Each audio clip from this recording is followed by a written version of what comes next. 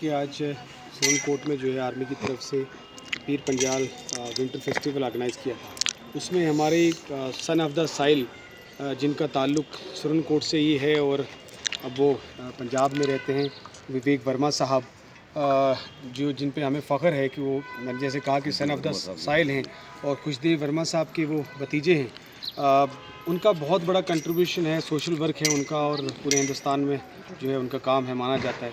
हमारे लिए बड़ी खुशी की बात थी कि वो आज सुरनकोट में आए थे, तो इसी बहाने हमने उनके एजाज़ में यहाँ चाय का कप रखा था और एक प्रोग्राम रखा था डाक बंगलो में। उसमें हमारे सुरनकोट की सिविल सोसाइटी के सारे हमारे जो है प्रोमिनेंट सीनियर सिटीजन्स और सिविल सोसाइटी की सारी बड़ी शख्सियात और सारी पॉलिटिकल पार्टीज़ के सारे जो नुमाइंदे हैं, सारे रिप्रेजेंटेटिव्स हैं, सब ने मिलकर और सिविल सोसाइटी ने मिलकर इनके एजाज़ में जो है एक प्रोग्राम रखा था। हम उनका स्वागत भी करते हैं, खुशामदीद कहते हैं उनको सुरनकोट में, और उनका शुक्रिया अदा भी करते हैं कि उन्होंने वक्त निकाला। और हमें ये उम्मीद है कि जिस तरह उनका एक सोशल वर्क है और एक एंटरप्रेन्योर लीडिंग जो है वो एंटरप्रेन्योर भी हैं मुल्क के, तो उनका ख़ास फोकस है कि वो पीर पंजाल के लिए और ख़ास तौर पे सुरनकोट के लिए एजुकेशन में, हेल्थ में कुछ करना भी चाहते हैं। तो आने वाले दिनों में हम सब के साथ मिलकर वो यहाँ के लोगों की भी खिदमत करें। इसके लिए हम उनका फिर से एक बार शुक्रिया अदा करते हैं और एक बार फिर स्वागत करते हैं और उम्मीद करते हैं कि ये बार बार अपने ही इलाका सुरनकोट में अपना कीमती वक्त में से कुछ लम्हे निकाल कर आते रहेंगे और यहाँ लोगों की हौसला अफजाई करते हैं।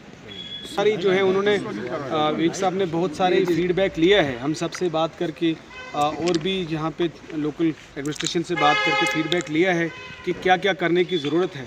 अब वो उसमें से देखेंगे कि क्या बेस्ट वो कर सकते हैं, तो आने वाले दिनों में करेंगे और ज़रूर आपको इतना देंगे। विवेक जी, अब हमसे पूछते हैं कि आपने जो यहाँ क्रीम को बुलाया था, तो आपने क्या डिस्कस किया और क्या क्या सौगात देने वाले? पहले तो सबका शुक्रिया, तहे दिल से शुक्रिया अदा करता हूँ जिन्होंने इतने शॉर्ट नोटिस पे सारे इकट्ठे हुए। और ये एक इंट्रोडक्शन थी मेरी इन सब लीडिंग सिविल सोसाइटी के मेंबर्स के साथ, और अपना मैंने इनको इंटेंट बताया कि हम क्या करना चाहते हैं। तो दो एरियाज़ हैं जिसके ऊपर हम काम करना चाहते हैं, एक है इंफ्रास्ट्रक्चर ऑन हेल्थ और दूसरा है एजुकेशन। तो हेल्थ इंफ्रास्ट्रक्चर में हमारे पास 3-4 प्रोजेक्ट हैं। एक ब्लड डायलिसिस यूनिट देने के लिए है, कोई डिजिटल एक्सरे मशीन देने के लिए है, एडवांस्ड एम्बुलेंस देने के लिए है, या ब्लड टेस्ट के लिए कुछ इक्विपमेंट देने के लिए है, अल्ट्रासाउंड के लिए है। और एजुकेशन सेक्टर में हम स्कॉलरशिप देना चाहते हैं नीडी बच्चों को, जो लायक हैं, जिनका पढ़ने में इंटरेस्ट है, उनको आगे बढ़ाने के लिए। सो एक एक करके हम आगे अपना काम शुरू करना चाहते हैं।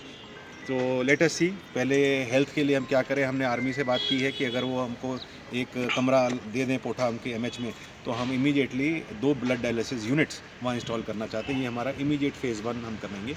और आगे हमने सबको रिक्वेस्ट किया, अगर आपके पास कोई नीडी बच्चा आपके पास है जिसको आप चाहते हैं कि उसको हम हेल्प करें, स्कॉलरशिप दें, आप प्लीज़ हमें बताएं।